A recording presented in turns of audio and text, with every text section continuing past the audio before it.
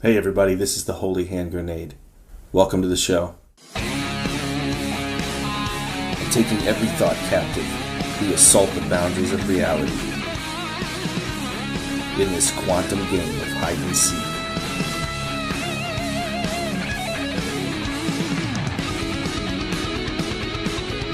It's a new perspective of Earth from Earth. This is the Reality Distortion Effect on Take on the World TV. Let's begin to unpack this again, peeling back to the very core of the Nation of Islam. And we gave kind of a schematical foundation of the origins of the Nation of Islam, going back actually to the spirit of the 1300s with the Thuggee Seeker Society in India, and moving forward to the 1920s when Dr.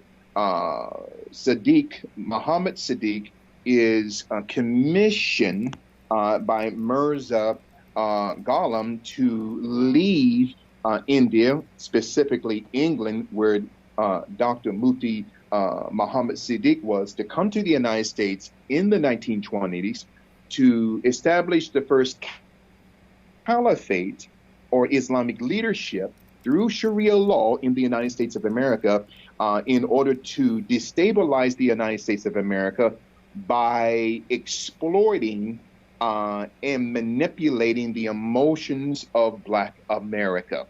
We are peeling back the layers of lies in this history of PSYOP, okay, because the Nation of Islam, Jason, is nothing more than a deep state straw man PSYOP of manipulation.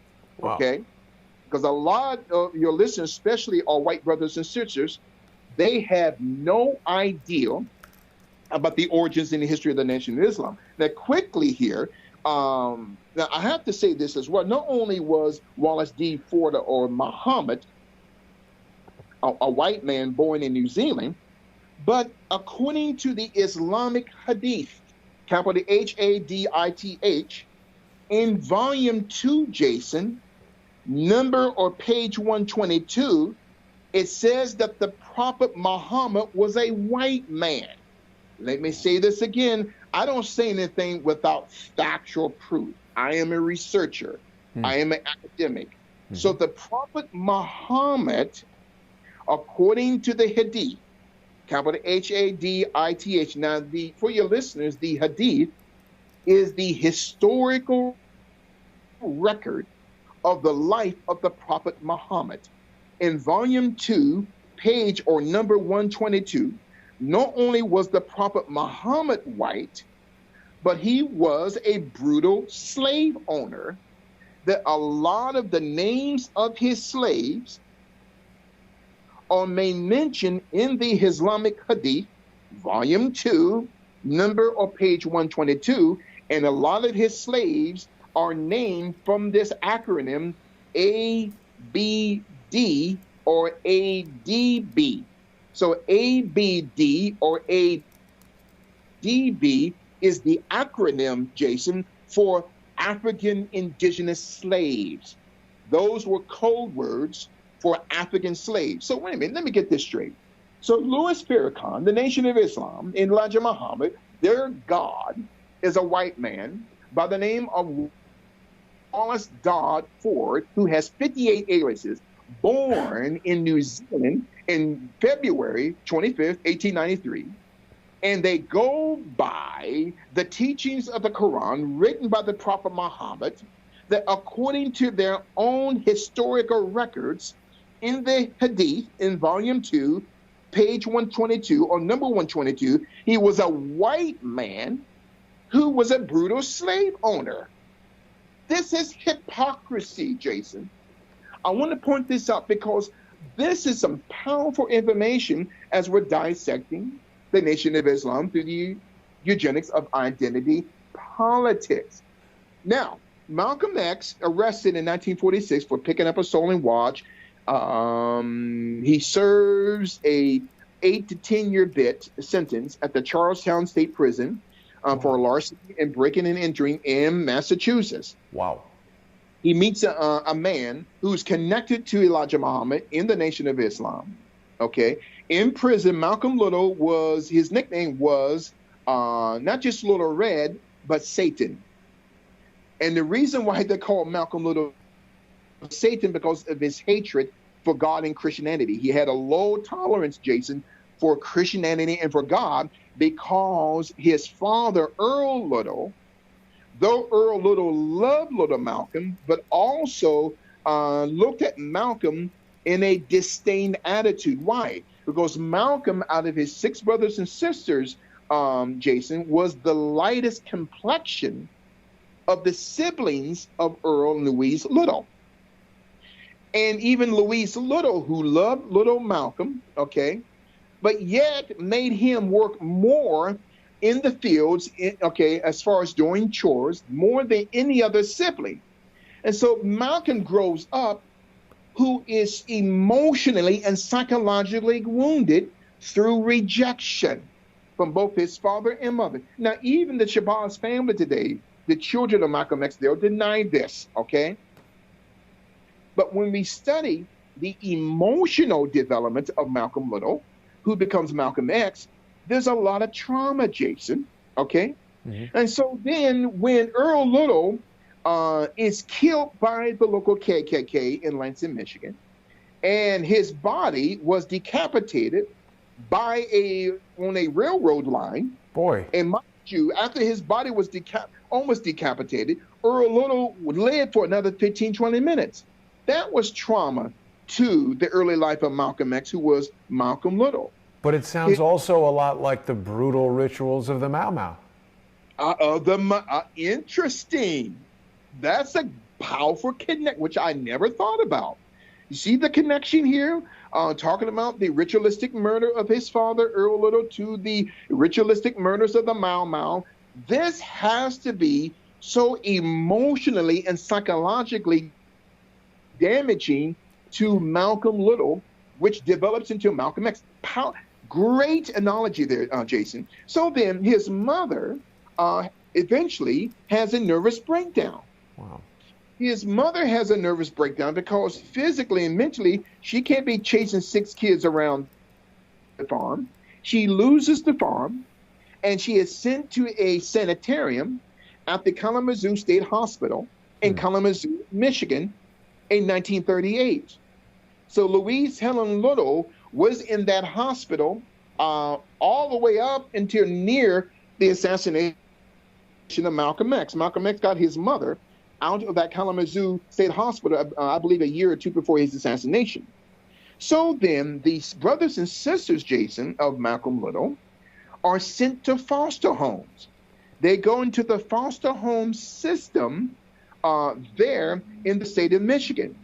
And then as we come in here, that Malcolm in high school was voted class president. He is very intelligent, the smartest kid, not just in his class, but in the local high school there in Lansing, Michigan. And he stood up and told his teacher and to the rest of the students, Malcolm Little, wanted to be a lawyer.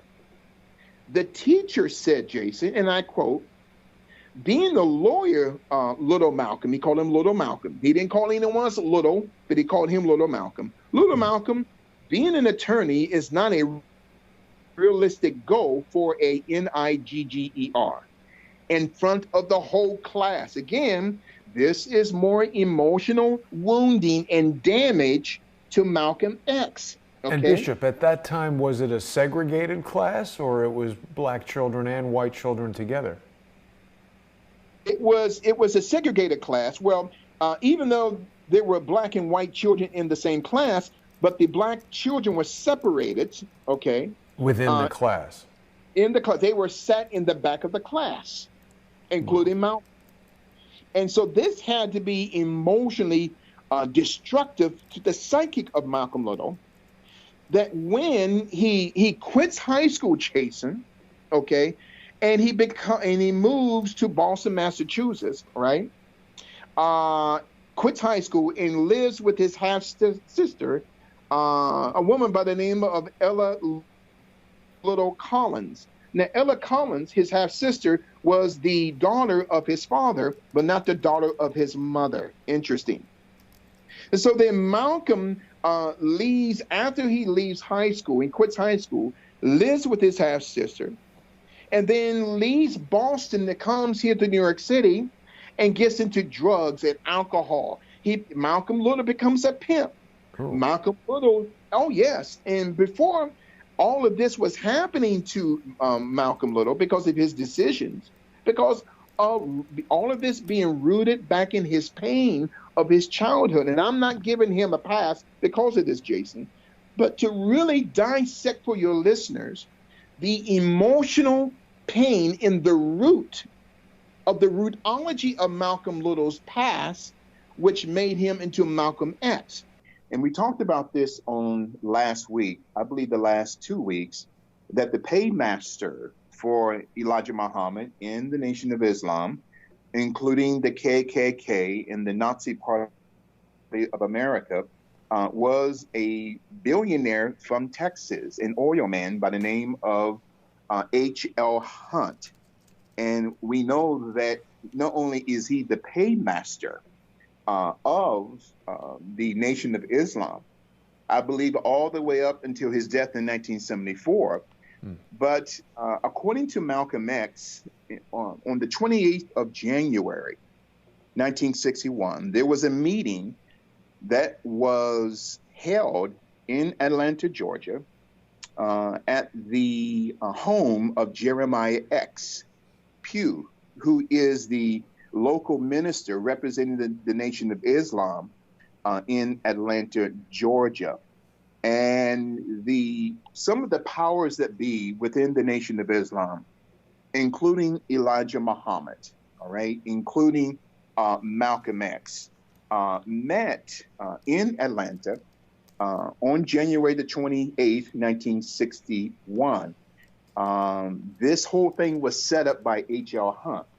It first took place during the day in the home of Minister Jeremiah X. Then in the evening, it moved to a location called Magnolia Hall in Atlanta, Georgia.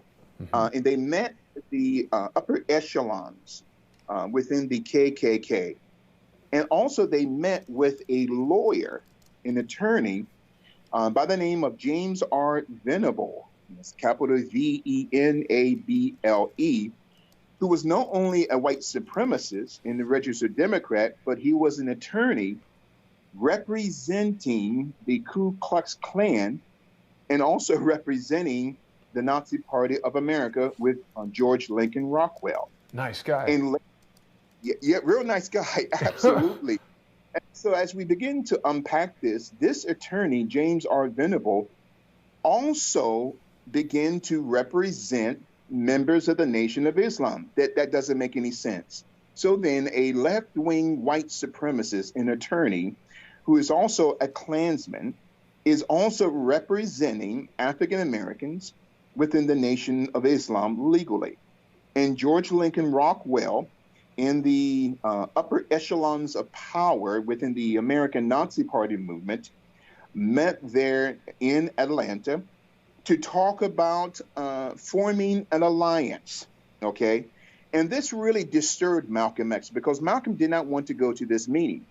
And later on, I believe a year and a half down the road, Malcolm exposed the name of the paymaster of H.R. Hunt. And you and I had touched on this last week. This H.R. Hunt, this Haroldson Lafayette Hunt, was also one of the paymasters behind the JFK assassination, who owned the book depository building there in Dallas, Texas. Okay, so this is interesting here. So as we move forward from January 28, 1961, now we're getting into, matter of fact, before we go further into Malcolm X, as we're talking about the eugenics of identity politics, during the JFK assassination, the day before the assassination, there was a meeting in Dallas, Texas, within the home of Clint Murchison Sr.,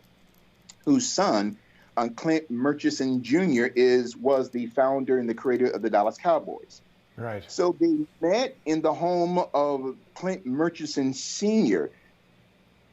You're talking about LBJ, Richard Nixon, J. Edgar Hoover, Clyde Tolson, his lover, many of the powers that be within the American media complex met the day before the JFK assassination.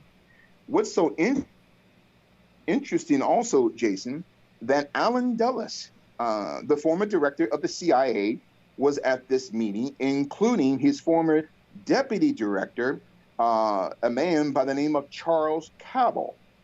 Yep. Now, the young brother of Charles Cabell was Earl Cabell, who was the mayor of Dallas, Texas, during the time of the JFK assassination. He's the guy who changed the parade route for the motorcade.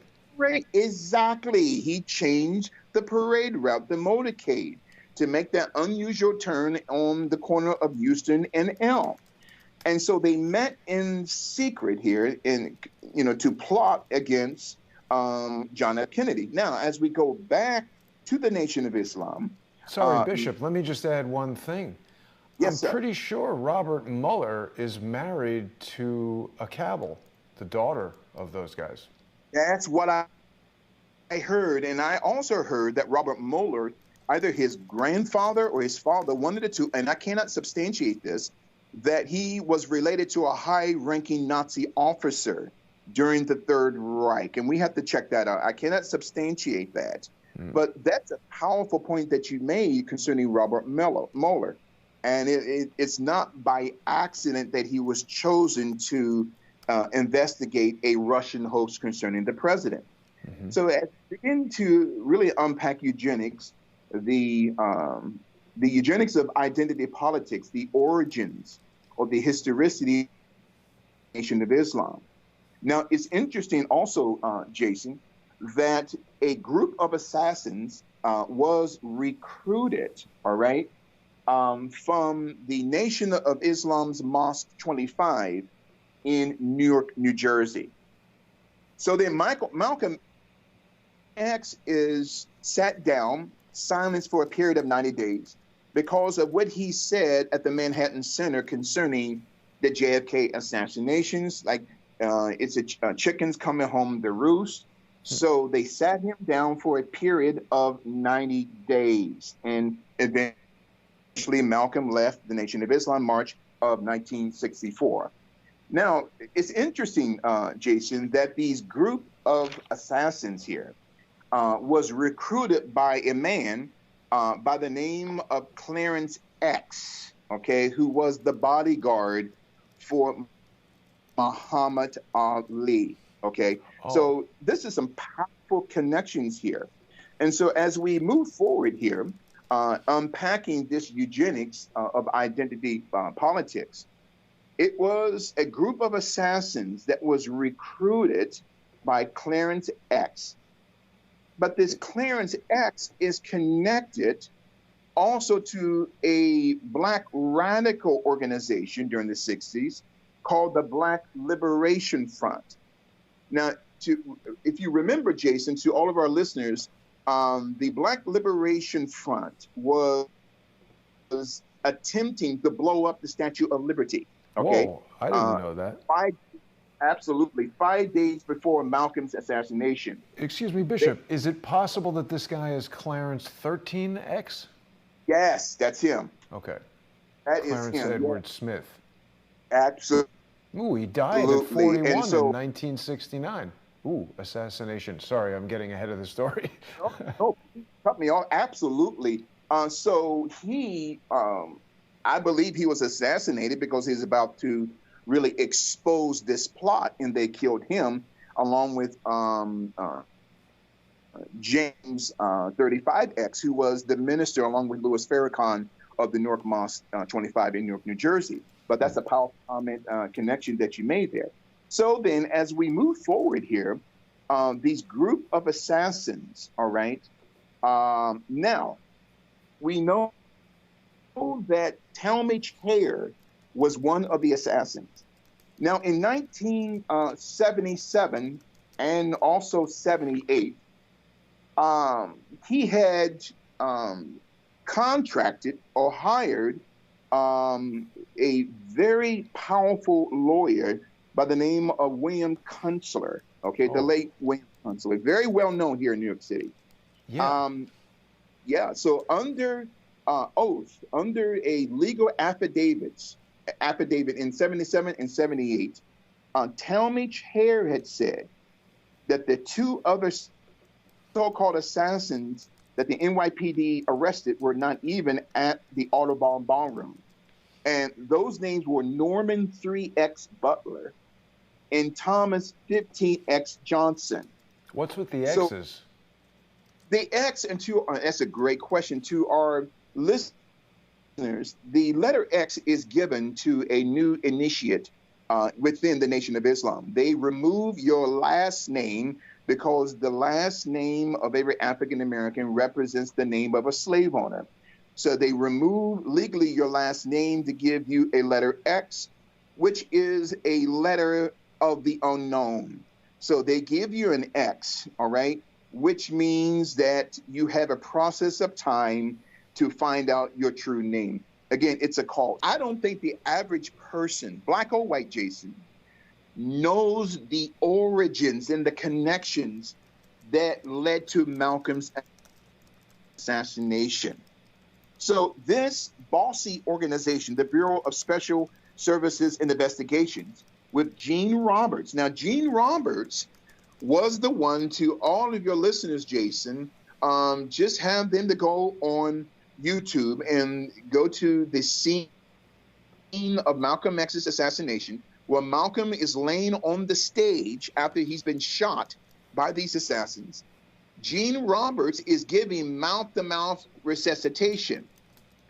But it came out, Jason, in the book, The Judas Factor, right? The Plot to Kill Malcolm X, by Carl Evans. Gene Roberts wasn't trying to save Malcolm's life. Gene Roberts was stopping Malcolm from breathing. Right. Oh, man, this is evil. Yeah. He was to stop Malcolm X from breathing. And also, I believe, Dr. Manny Marable's book, Malcolm X, A Life of Reinvention, talks about this as well.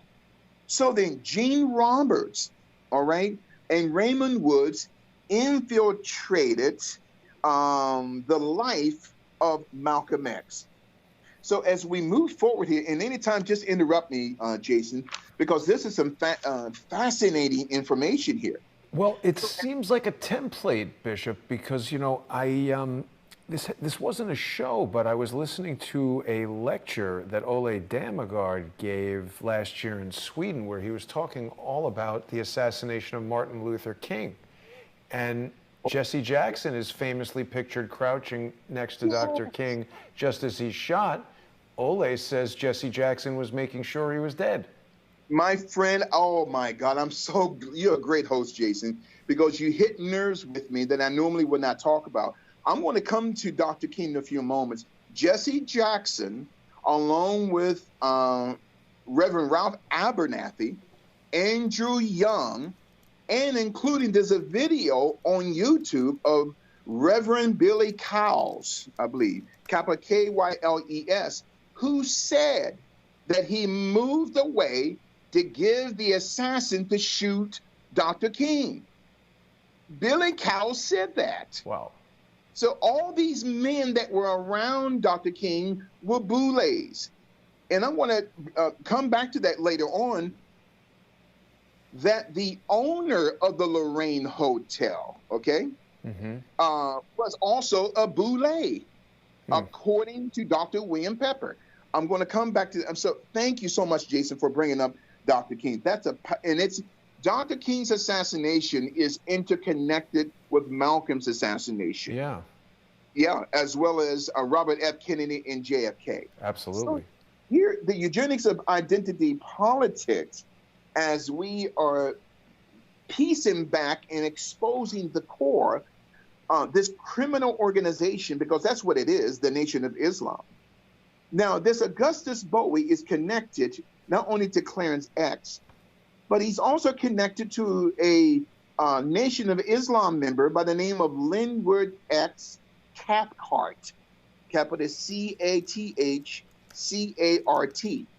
So this Linwood X Cathcart, who is a light-complected black man, was connected to both Clarence X and Walter Augustus Bowie, who was one of the Statue of Liberty 4 that was attempting to blow up the Statue of Liberty.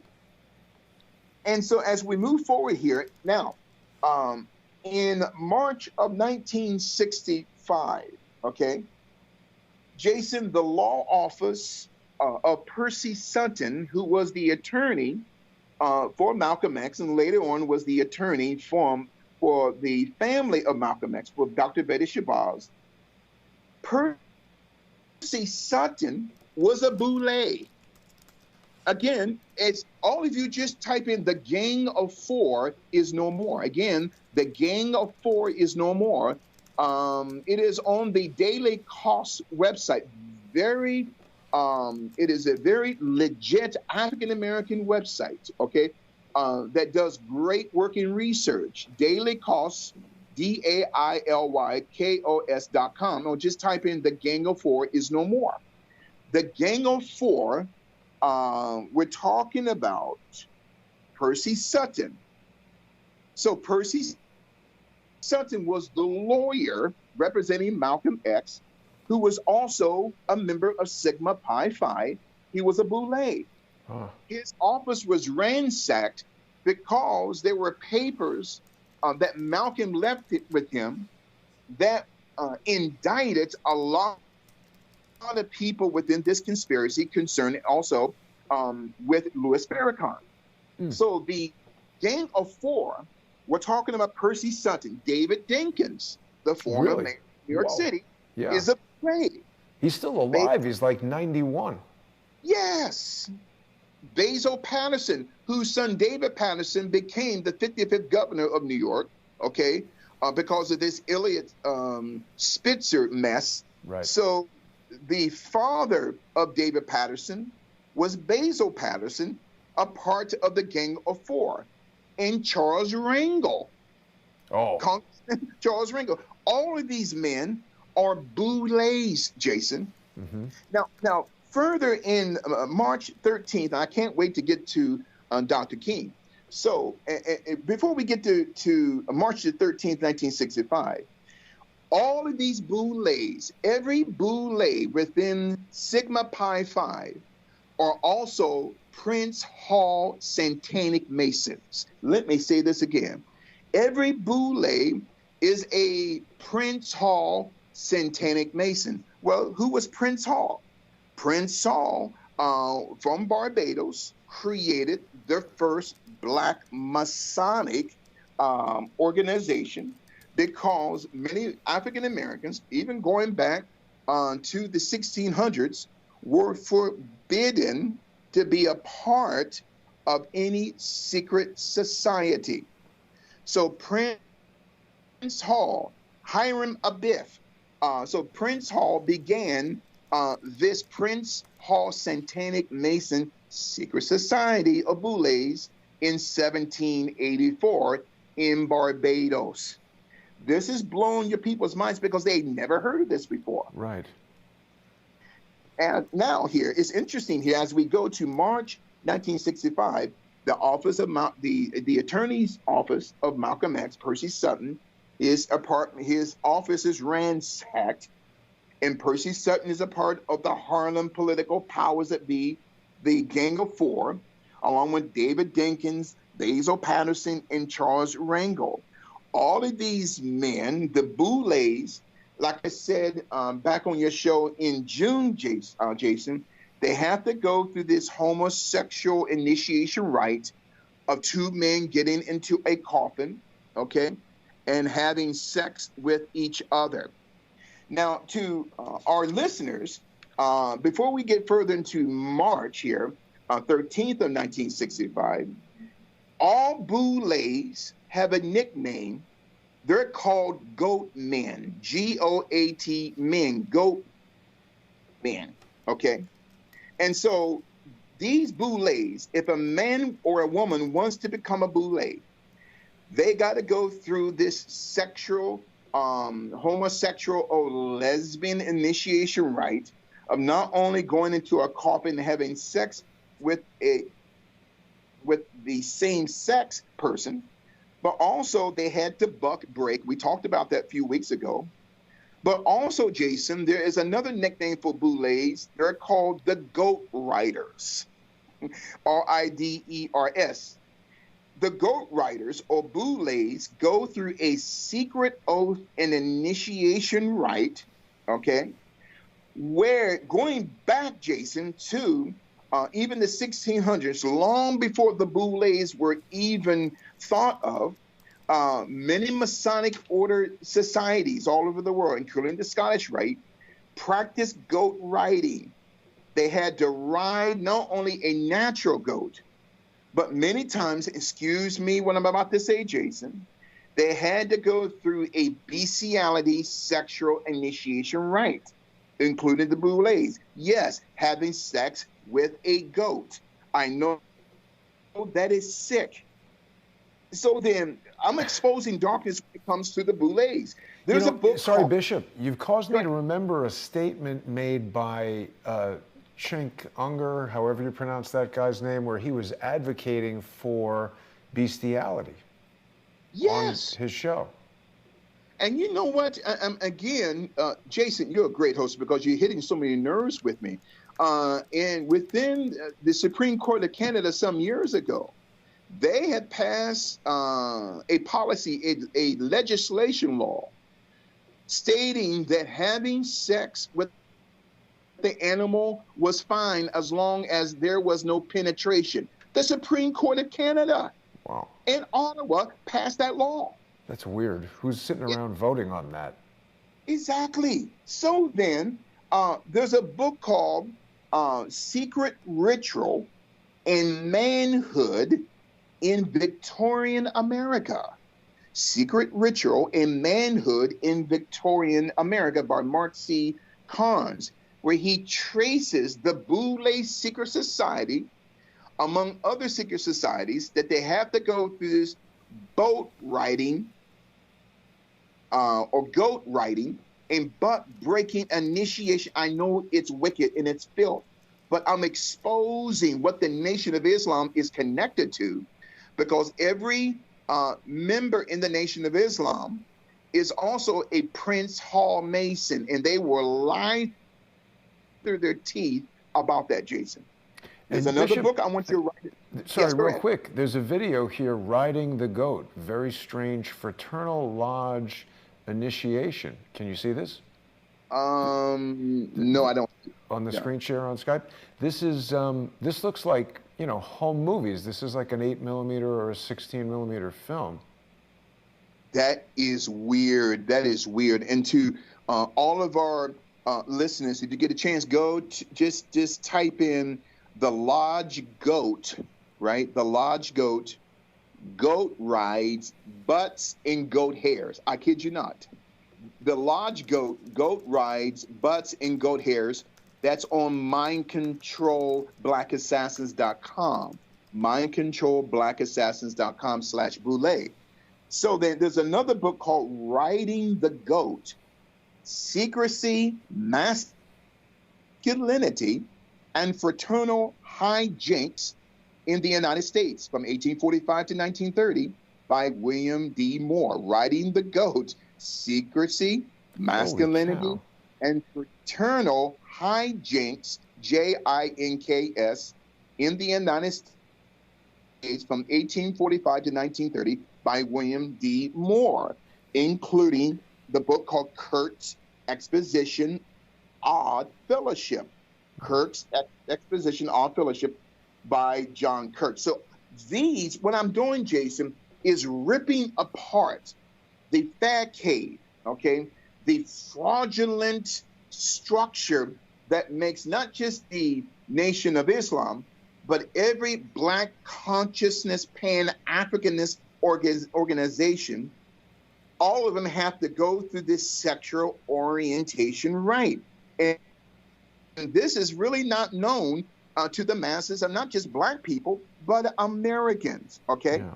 and Yeah. there, and to our sisters who are listening out here, there is a secret society organization called the Daughters of the Sphinx, capital SPHINX, which is mostly designed for African American women. Okay, that's interesting. So there is a book called The Secret Rituals, Fraternal Degree, Queen Esther Degree in Sphinx. Huh. The Secret Rituals, Fraternal Degree, Queen Esther Degrees in Sphinx, or the Daughter of Sphinx. These are, remember, now back in June, Jason, remember I made mention on your show concerning a Black Witch Seeker Society out of Baltimore, Maryland. Right. Those Black witches, that's the largest Black Witch Seeker Society in Baltimore, Maryland. All of them come from families of boulets. All of those women who are witches and warlocks. Now remember, not to get away from eugenics, as we're talking about identity politics. Every female witch, a witch is a female warlock, and a male warlock is a male witch. Okay. Okay. So then this sexual orientation right that they have to go through. Again, this is demonic. Okay. Real quick, Bishop, we've got a lot of really good comments coming in, and I want to just share some of them with you quickly. People are saying that this sounds very reminiscent of the Skull and Bones, which was the first thing that came to my mind. Spanman is bringing up Ed Buck, Buck Breaker. Ed Buck was drugging and having sex with black men. Wow. He was the Democrat mega donor who's closely linked to Adam Schiff. Adam Schiff was photographed in some Egyptian outfit at some kind of event with Ed Buck. And I've got this image of a fez hat that when I Googled Daughters of the Sphinx, this thing comes up, and it's a pretty ornate hat that says Shemaiah on it, number 8. And Shemaiah, according to Ghanaian demonology, okay, and also according to Congolese demonology, that is a female witch. And I know we're not getting into demonology. That is the name of a female witch in both Ghanaian and Congolese demonology or mythology. Another topic for another day. Wow. Excellent. Continue to interrupt me, Jason, because this is some good stuff here. And you're connecting so many dots here as we're talking about eugenics of identity politics here. Now we're getting into Dr. Martin Luther King. I'm so happy that you talked about, that you made mention of Dr. Martin Luther King. Now, there is, and I want all of your listeners, if you guys get a opportunity, okay, type in Operation Lantern Spike. Operation Lantern Spike. Now, that was a government operation from March the 12th in 1986 to April the 12th of 1968. March the 28th to April the 12th of 1968, okay? Operation Lantern Spike. That was a conspiracy between military intelligence, the CIA, the FBI, the Memphis Police Department, and the Dixie Mafia. Huh. So the Dixie Mafia, Jason, are the Italian mafia in Memphis, Tennessee. And Louisiana. And probably Texas. Yes. Yes. That's right. Murchison and they are and Hunt, connected. all those guys are in that. Absolutely. And they're also connected to Carlos Marcella. What's his name? Carlos Marcello, yes. Yes, the mobster out of Louisiana. So this Operation Lantern Spike, and I believe Dick Gregory talked about this as well, that within this operation, the federal government, through the CIA, the FBI, and military intelligence, would really invade Memphis, Tennessee during these specific dates here, March the 28th to April the 12th of 1968. And within this operation, Lantern Spike, they had 13 other cities besides Memphis, Tennessee, that they were going to kill Martin Luther King. Now, the question is, as we go further here, why did they want to kill Dr. King? It had nothing to do with civil rights, Jason. It had nothing to do because of Black people rising within the economic ladder of America. It had nothing to do with that. Dr. Martin Luther King Jr., when he began to expose the Vietnam War, now you're delving into deep state money. Dr. Martin Luther King was so powerful, including Malcolm X, that both of these men had a meeting, Jason, 1 month before Malcolm's assassination. Malcolm told Dr. King, you and I will not see our 40th birthday. Damn. So both Malcolm X and Dr. King died at age 39. Whoa. Now, yes, that's not by accident. Right. So here, according to author Dr. William Pepper, who's also an attorney who represented James Earl Ray, who had nothing to do with the assassination of Dr. King. He was a patsy, okay? He was a patsy that was used both by the FBI and the CIA, just like Lee Harvey Oswald. What There's about a book Christopher called, Ray? Oh, no, it's a absolutely. different spelling, Christopher Ray. Absolutely. And look up WilliamPepper.com, WilliamPepper.com, and just click on books. So, The Plot to Kill King, The Truth Behind the Assassination of Martin Luther King Jr. So then the owner of the Lorraine Hotel was a man by the name of Walter Bailey. That's in Dr. Pepper's book, The Plot to Kill King. Walter Bailey was a boule. Walter Bailey's attorney was a man by the name of D' Army, A-R-M-Y, Bailey. They were not related. He was also a boule. Jesse Jackson is a boule. Andrew Young is a boule. Ralph Abernathy was also a boule. Reverend Billy Cowles, Kyles, who said on a video that Dick Gregory was hosting, he was showing a video of Billy Cowles saying that I had to get out of the way so that the assassin can shoot Dr. King. It's there on video. So they were all complicit and betrayed Dr. King for what? For money. Now, Bishop, sorry, I know very little about Dick Gregory, and in fact, the first time I ever heard of him was, I know kind of a lot about the JFK assassination.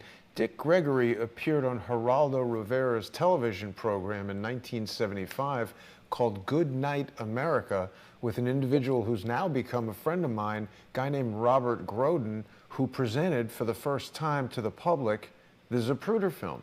So who is Dick Gregory? How is he so dialed into all this stuff? Is he just a news guy? Is he a journalist? Dick Gregory had deep ties within the federal government. To this day, we don't know. With this Operation Lantern Spike, he got the actual document, okay? Oh. Him and along with another associate, unnamed associate, they went to the federal government, okay, and asked the State Department for the records of Dr. King and JFK. Now, they had to include JFK because had they not included JFK, the government would have never given Dick Gregory the documents, signifying Operation Lantern Spike. Mm-hmm. So Dick Gregory was a comedian back in the day. Huh. Dick Gregory was a multimillionaire, making really hundreds of thousands of dollars lecturing all over the world. And we're talking about going back to the 60s and 70s and 80s. That's a lot of money then. Absolutely. He was a health person, a health nut, who had his own business selling shakes and nutritional shakes. So wait a minute, how does this man have this type of access? Yeah. when he began to expose Trayvon, we talked about that, okay, and Kanika Jenkins, and beginning to expose who was behind Malcolm X and Dr. King, then Dick Gregory ends up dead. Now his family said he had no health problems at all. So that's an interesting question that you made mention concerning Dick Gregory. Now, it's interesting, getting back to the Lorraine Hotel. Now, there was an affidavit in the book, The Plot to Kill King. There was a doctor within the St. Joseph's Hospital, okay, by the name of Dr. Green Bland, capital B-R-W-E-N Bland, capital B-L-A-N-D, or Dr. George Green Bland, who was not only the head of surgery, okay, at St. Joseph's Hospital in Memphis, but also Dr. Bland was also the doctor representing the Dixie Mafia. This is according to The Plot to Kill King by Dr. What do you mean William representing? What kind of doctor represents the mafia? You mean taking care of them? I think he had a doctorate in philosophy as well. Very legit. Very legit. He was, his background is immaculate. And he also represented Coretta Scott King, the wife, the widow of Dr. King, in a civil lawsuit in 1999. Absolutely. So he's a lawyer. He's a lawyer. Yes, sir. So then Dr. Bland was the chief of surgery. Now, according to Dr. Pepper's book, The Plot to Kill King, Dr. Bland, and let me say this, Dr. King was not dead at the Lorraine Hotel.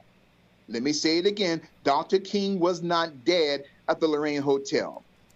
He was killed, Jason, according to The Plot to Kill King, with all of these legal affidavits, okay?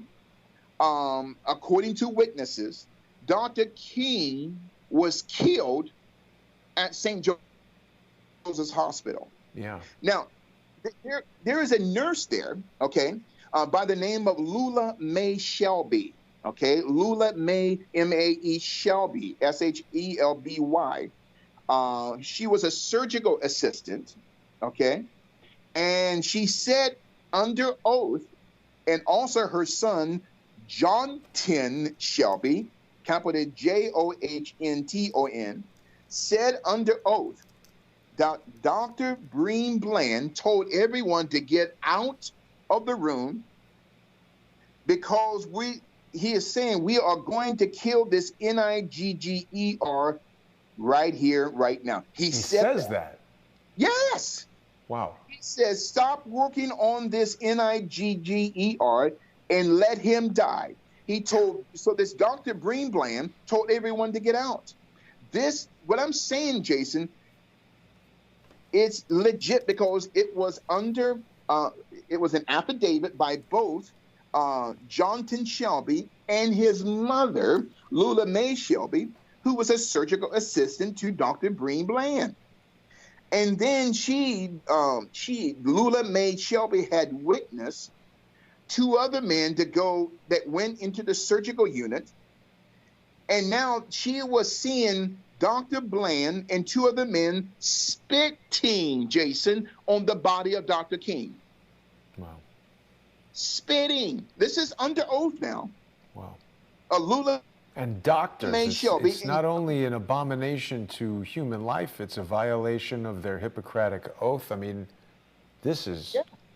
This is sick. So then so this nurse under oath now, okay, Lula Mae Shelby, and she passed this information down to her son, Johnton Shelby, said not only did these men spit on the body of Martin Luther King, who was still alive, Jason, but took a tube out of Dr. King's neck and took a pillow from under his head and smothered him. Wow. This was in the affidavit during the 1999 civil lawsuit against the federal government, which the King family won.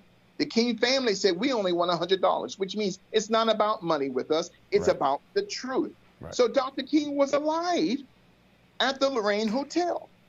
And you know what, Jason, what's so scary? You made mention of Jesse Jackson here. Yeah. Jesse Jackson, and there's a lot of photos of Jesse Jackson at the Lorraine Hotel near room 306 where Dr. King was. Now, originally, Jason, according to Dr. Pepper, under oath, the plot to kill King, Dr. King was not supposed to be on the third floor in room 301. He was supposed to be in room 201. Mm-hmm. Jesse Jackson changed that so to put King in a spot where the assassins can eliminate him. Mm-hmm. So Jesse Jackson is involved in this conspiracy. And not only that, Bishop, Ole's presentation goes on to say that whoever it was that was in charge of this assassination plot told Jesse Jackson that the assassin can't tell the difference between one black man and another, so don't wear a tie, and they'll only shoot at the guys wearing ties.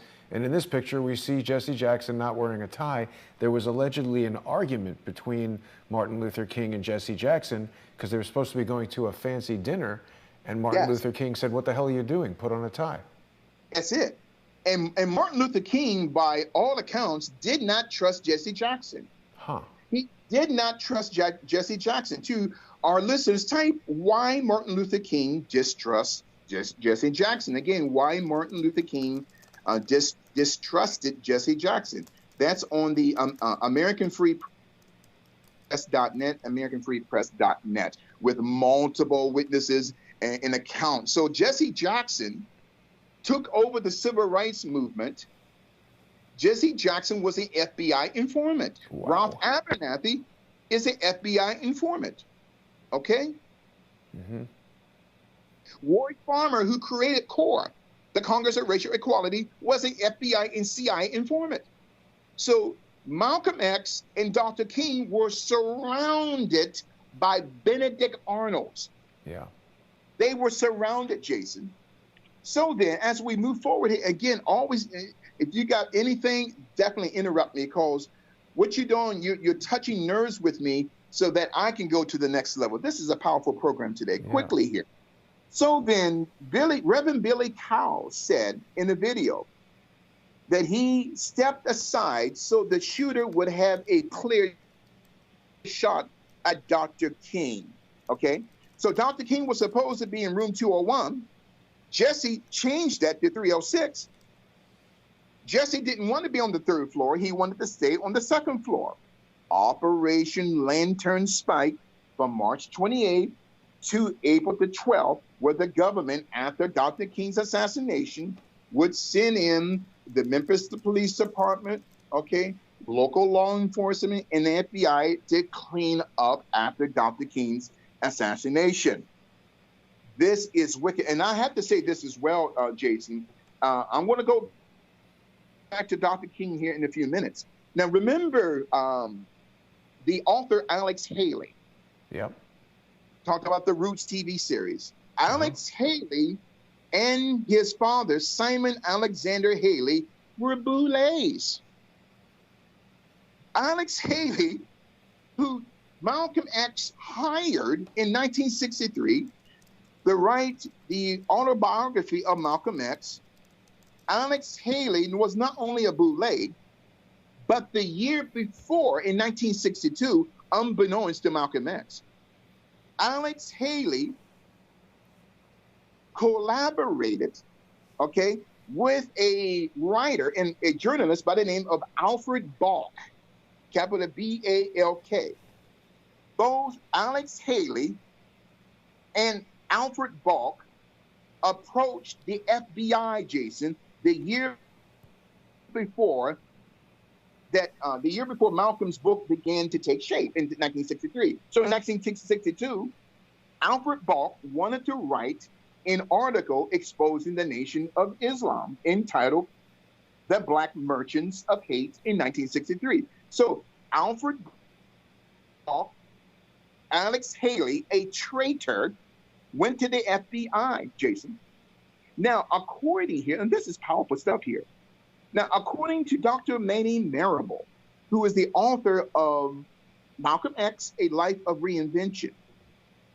There were 3 chapters, Jason, that were taken out of the autobiography of Malcolm X, and its title was The Political and the Geopolitical Testament of Malcolm X. The Political and the Geopolitical Testament of Malcolm X. Malcolm X said in the original chapters that were taken out after his death that he supported the Republican Party, that he, Malcolm X, was exposing the Democratic Party in these missing chapters, and that he was himself a black conservative. Wow. This was taken out by Alex Haley with the help of the FBI after Malcolm's death. So let me go further here. I know we're almost done. Man, this is powerful stuff. So Malcolm X, according to Dr. Manny Marable, Malcolm X did not know that back in 1962, Alex Haley collaborated with Alfred Bach. They both went to the FBI regarding an article that Alex Haley and Alfred Bach wrote, The Black Merchants of Hate, 1963. Why would Malcolm hire someone like this? I don't know. See, Alex Haley and Malcolm met in New York City in 1960. Who brought those 2 men together? So Alex Haley is looked up in Black America as a hero. No, Alex Haley, just like W.E.B. Du Bois, is a sellout. He's a traitor. So then, Alex Haley, Boulez, and Alfred Bach worked with the FBI in 1962 to expose the Nation of Islam with an article, Jason, entitled The Black Merchants of Hate. In other words, Malcolm did not want in his book to be talking about Elijah Muhammad. The book wasn't about Elijah Muhammad. He didn't want to talk about the rift between him and Elijah Muhammad. He wanted to talk about his global vision of conservatism. Yes, Malcolm X was a Republican.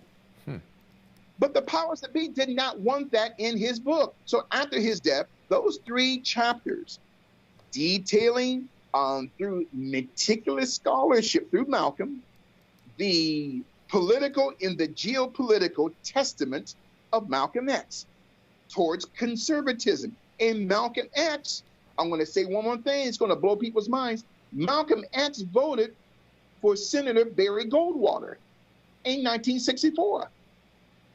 Malcolm X, that was taken out of the book. Why?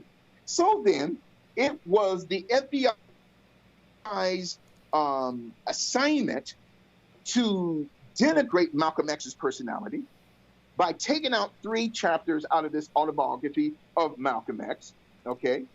And Alex Haley and the FBI provided information to Alfred Bach concerning this article in the Saturday Evening Post magazine, The Black Merchants of Hate, in 1963.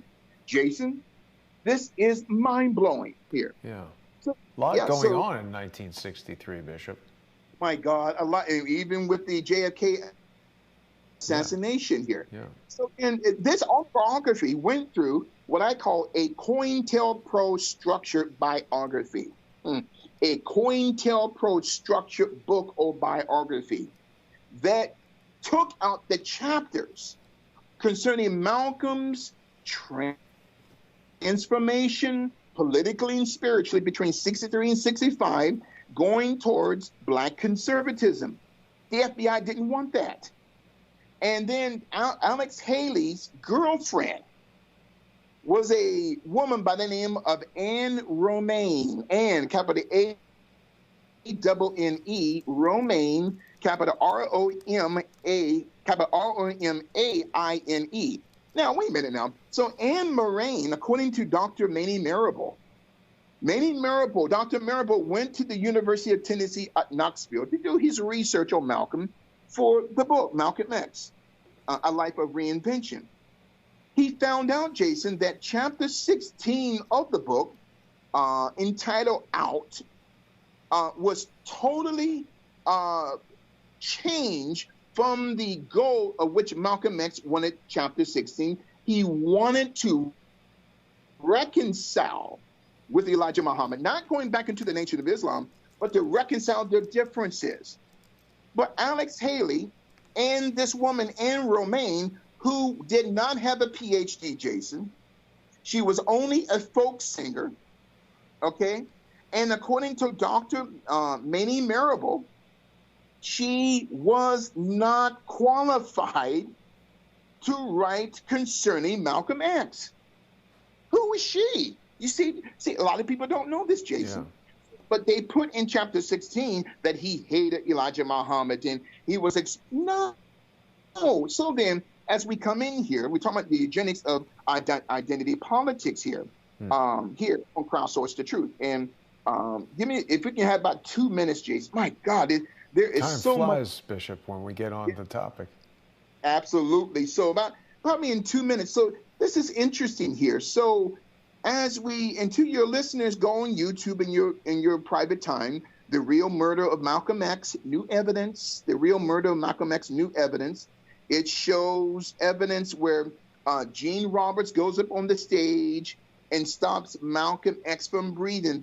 This was in the book, The Judas Factor, right, by Corey Evans, The Plot to Kill Malcolm X. But this was also in the book by Peter Goldman, a Jewish man that was very close friends with Malcolm. Huh. Malcolm X was not an anti-Semite. This book, The Death and Life of Malcolm X, gives detailed information. So remember that Raymond Woods we talked about, the NYPD cop, he's the sixth assassin. Wow. So the NYPD wanted Malcolm killed. Oh, so that was work that was sanctioned by the NYPD. He wasn't just a rogue. No, it was sanctioned by the NYPD through this bossy secret spy ring, a section of NYPD, bossy, the Bureau of Special Services and Investigations, through Gene Roberts and Raymond Woods, infiltrated not only these organizations, the Organization of Afro-American Unity in the Nation of Islam, but later in the late 60s and early 70s, the Black Panther Party. So it was Raymond Woods that was the sixth assassin. So the NYPD is covering this up. They wanted Malcolm dead. The Nation of Islam wanted Malcolm dead. The FBI wanted Malcolm dead because J. Edgar Hoover did not want a black messiah. And the CIA wanted him dead. Why? Because Malcolm X was changing policy in the United States of America, just like Martin Luther King. And Malcolm X was followed by the agency, Jason, the CIA, all over the world. And Malcolm was going to expose the global drug trade within the Golden Triangle of Laos and Vietnam and Afghanistan. He was seeing stuff that he was not supposed to be seeing. So Malcolm was going to expose this to the United Nations and also to take the United States government to the court in The Hague for crimes against humanity concerning African Americans. They said, oh no, he's got to go. So then, and I believe, and last week, a week before last, and I'm done here. So Elijah Muhammad receives $33,000. There's that number, 33. Yeah. That number keeps popping up, 33 degrees in the Masonic order. And mind you, no black person is allowed to be a 33.5 degree Mason. No black person. Only non-black people are sanctioned, Jason, to be 33.5 degrees. Only black men and women can rise to a 33 degree level. Another non-black, absolutely. So non-blacks can go to the 33.5 degree level. Okay, blacks can only go to the 33rd degree level. Another topic for another day. So then, the NYP, and why did they want Malcolm killed? He was forming an alliance with Dr. Martin Luther King, and Dr. King was forming an alliance, with Malcolm X to expose the military-industrial complex, but also, Jason, we're coming in here and we're done, to expose the drug trade coming out of the Golden Triangle, going into Black America. Yeah. So this started long before the crack cocaine epidemic in the 1980s. Well, that's what I was going to say, is that it sounds very much like a system that was perpetuated by Bill Clinton and George H.W. Bush through Mena, Arkansas, with the Iran-Contra scandal and all that. Yes. And you know what? Absolutely. So the crack cocaine industry, okay, which the drug trade globally takes up 40% of the global GDP. And we talked about that a few weeks ago. So the drug trade, the biggest drug dealer on this planet, Jason, is the Central Intelligence Agency. They are the biggest drug traders, including MI6. So Malcolm was exposing this, so he had to be eliminated. And you know what? His wife, Dr. Betty Shabazz, was killed. They say she was burnt to death by her grandson, which is a lie. And Malcolm X's grandson, Malcolm Shabazz, was arrested by the FBI a few weeks before his death in Mexico City under mysterious circumstances, Jason. The grandson of Malcolm X, Malcolm Shabazz, said, "I am the male heir to the lineage of Malcolm X." So the government got rid of him. Wow. So he, Malcolm Shabazz, and we're done here, he was on his way to Tehran in Iran for the Hollywoodism conference, all right, exposing American imperialism through Hollywood. He never got there because he was killed. He was called to Mexico City. Malcolm Shabazz, the grandson of Malcolm X, was viciously beaten and thrown from atop of the building. Whoa. So then this is some powerful information here. That was only in 2013. 2013. And you know what? Remember Biggie Smalls and Tupac Shakur. Yeah. This is really going to blow people's minds. And I promise you, we are done after this. The Nation of Islam, okay, according to FBI records, the Nation of Islam was involved in both assassinations. There was a NOI member, a Fruit of Islam security guard by the name of Dawood Muhammad, was paid $25,000 to assassinate both Biggie Smalls and Tupac Shakur. Really? And so Dawood Muhammad, according to Clayton Hill, another former NOI member who is now in prison for tax fraud, Clayton Hill said, okay, to the New York Times 2 years ago, that the Nation of Islam, through Dawood Muhammad, was responsible for the deaths of both Biggie Small and Tupac Shakur, the Nation of Islam. And of course, they were denied this to the dying breath. And I want to just quickly remind you of something before you move on to the next topic, Bishop. There was this incident where Donald Trump was at, I guess it was the White House Correspondents' Dinner or something like that. And this is when Obama was kind of like making fun of him for the whole birth certificate thing. And he gave a speech where, I'm trying to play it, but it's not playing for some reason. He said something to the effect of, now Trump can give up on the birth certificate and focus on more important things like the moon landing and what happened at Roswell and where are Biggie and Tupac. Ha, ha, ha. And everybody laughed. Yes, I remember back in June that you made mention of that. That blew my mind. It's blowing my mind again. That was not by accident what Barack Obama said.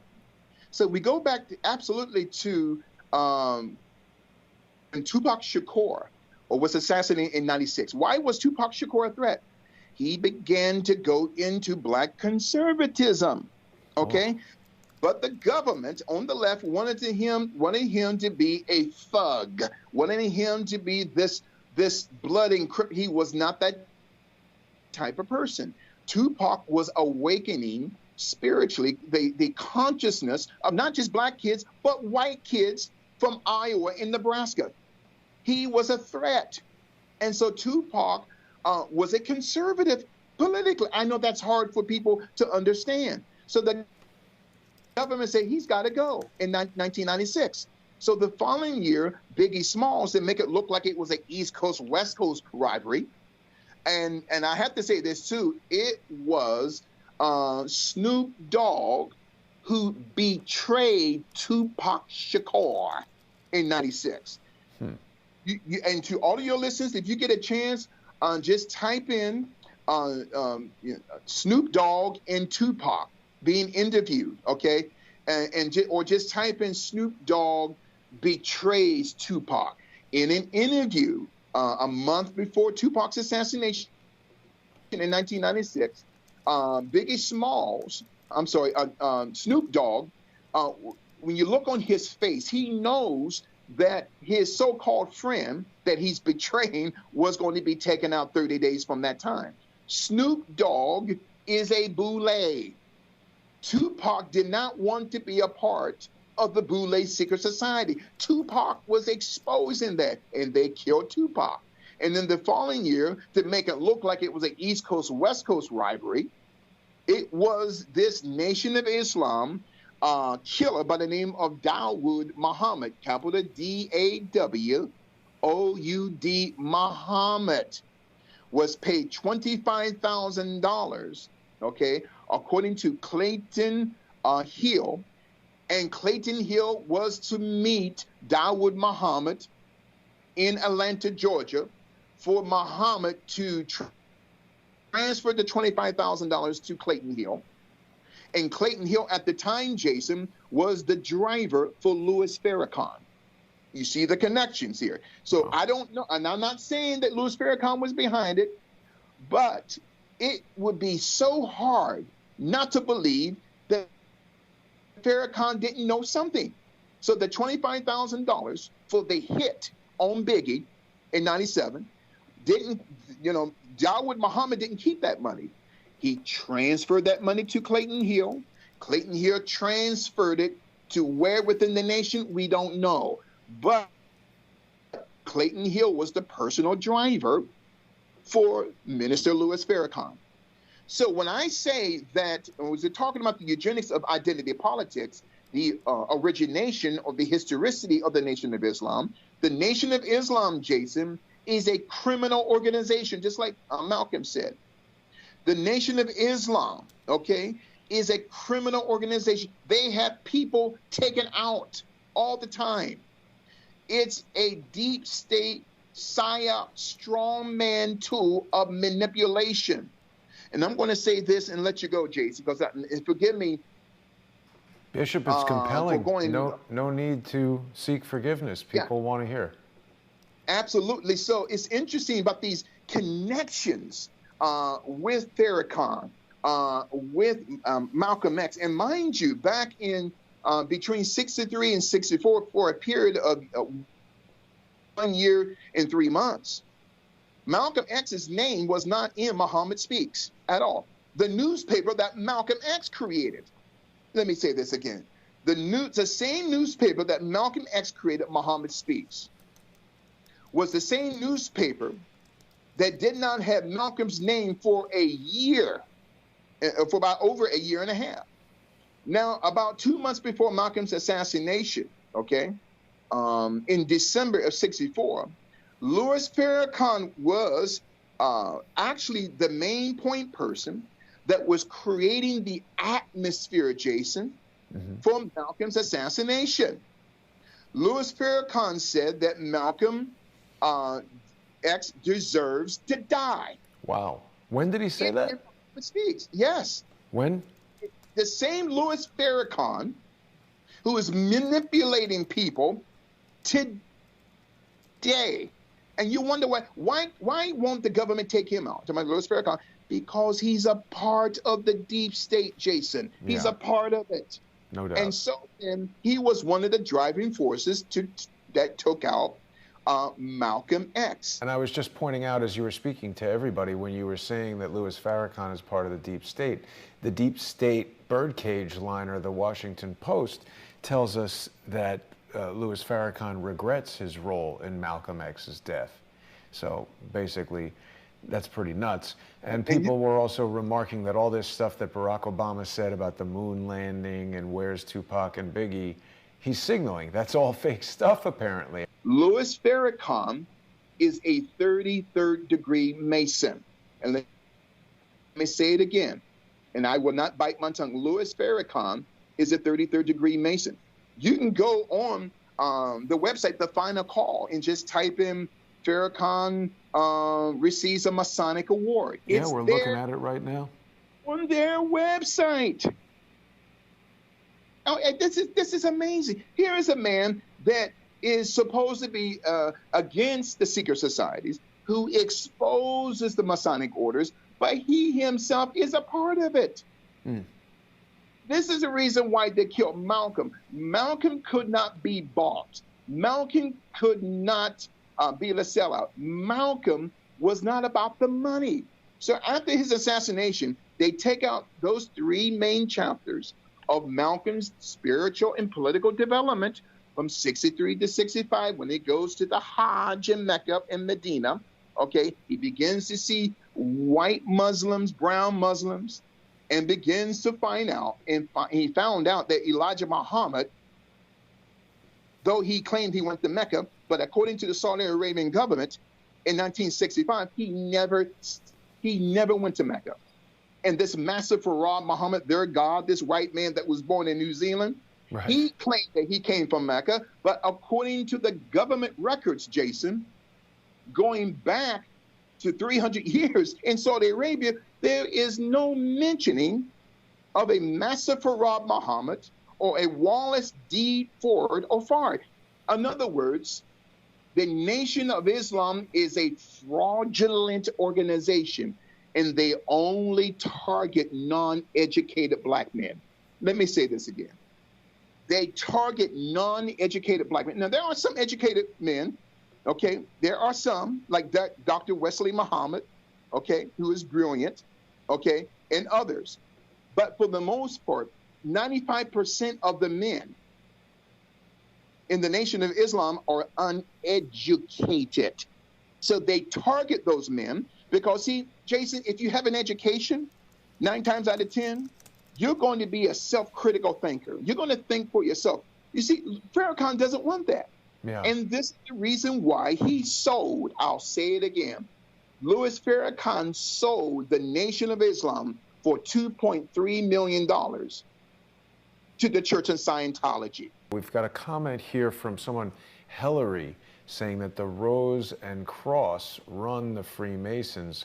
And this Rose Cross, it's really a mystic secret society, which is really of the Rastafarian orders, okay?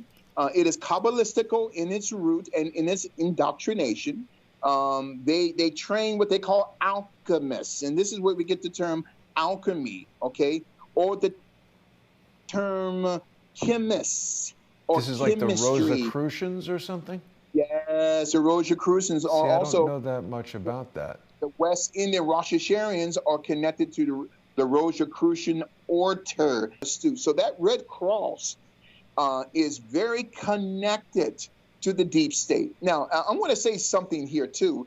When we're talking about LSD, MK Ultra, yeah, it was Sidney Gott, a Zionist, okay, who created the MK Ultra project and was teaching L. Ron Hubbard concerning this E-meter. And the E-meter that we're going to talk about on our next show was not created by L. Ron Hubbard, okay? It was created by a former Nazi. We think this is completely outrageous. This is a poor discrimination of our religion and of our members. They just have purely false information about Scientology. What they think Scientology is, that's not Scientology. So this is Christian.